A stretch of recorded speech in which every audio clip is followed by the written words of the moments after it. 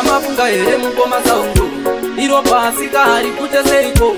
Dai Mwari vanga vaita tikuoneiwo pemedzisiro.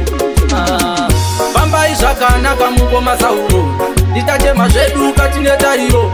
Asi sei rufuka chidaiso, aiwa mukoma Sauro.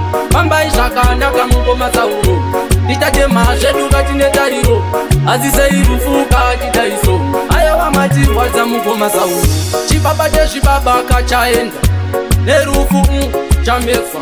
Shuwa rufu mufunga runa karenda, muchinge masvika mageto yusi moma yeu. Vatisiya tine godo bundu mumoyo, asi seiko nhai mukoma Sauro. Dai toshuvira inini nemiti tatozoitawo kakolabo. Fambai zvakanaka mukoma Sauro, nditatema zvedu katine tariro.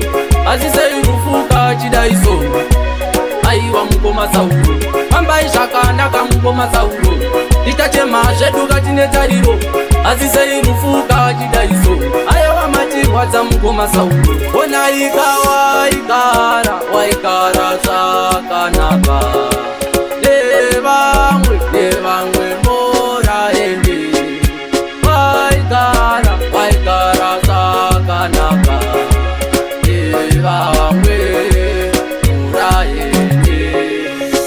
Fambai zvakanaka mukoma Sauro, nditatema zvedu katine tariro. Asi sei rufuka chidaiso, aiwa mukoma Sauro.